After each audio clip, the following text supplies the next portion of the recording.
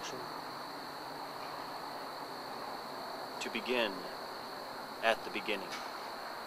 It is spring, moonless night in a small town, starless and Bible black, the cobble streets silent, and the hunched courtiers and rabbit's wood limping invisible down to the slow black,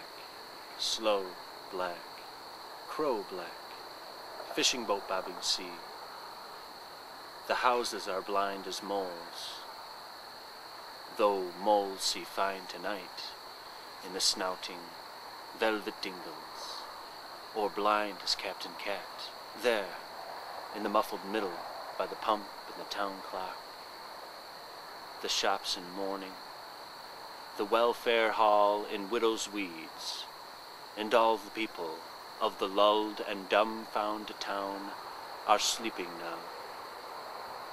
You can hear the dew falling and the hushed town breathing. Only your eyes are unclosed to see the black and folded town fast and slow asleep.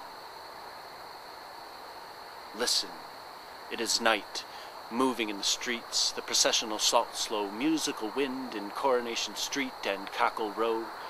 It is the grass growing on Laregub Hill, dew fall, star fall, the sleep of birds in Milk Wood.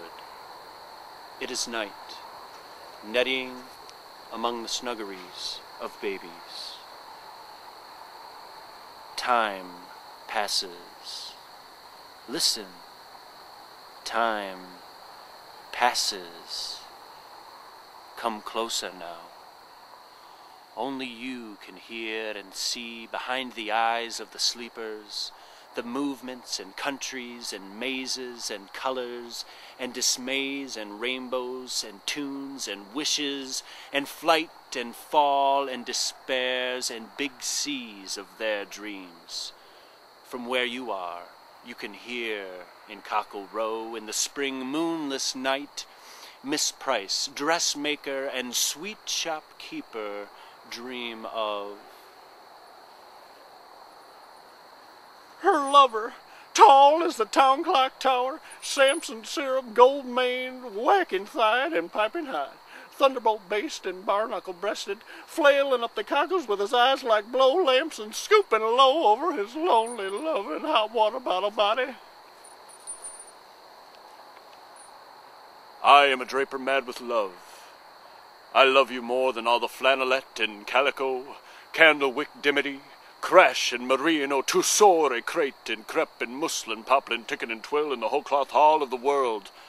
I have come to take you away to my emporium on the hill, where the change hums on wires. Throw away your little bed socks and your Welsh wool knitted jacket. I will warm the sheets like an electric toaster. I will lie by your side like the Sunday roast.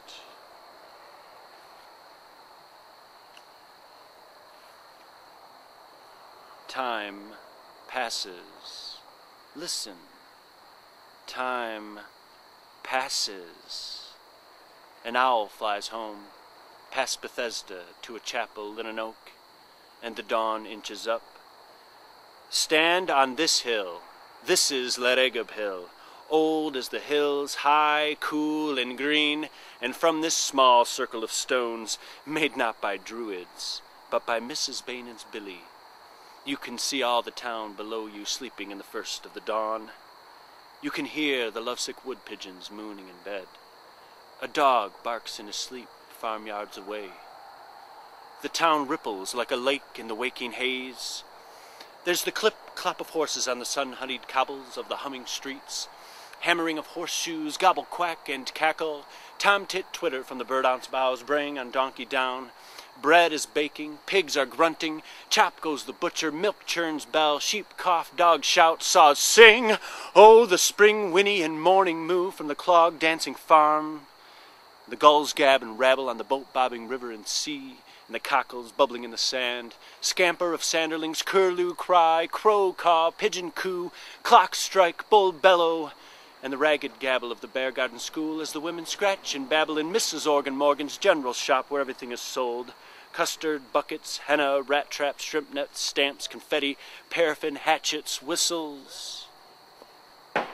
Captain Cat. At his window, thrown wide to the sun and the clippered seas, he sailed long ago when his eyes were blue and bright. Slumbers and voyages, ear-ringed and rolling, I love you, Rosie Probert, tattooed on his belly. He brawls with broken bottles in the fug and babble of the dark dock bars, and roves with a herd of short and good-time cows in every naughty port, entwines and zouses with the drowned and browsy blessed dead.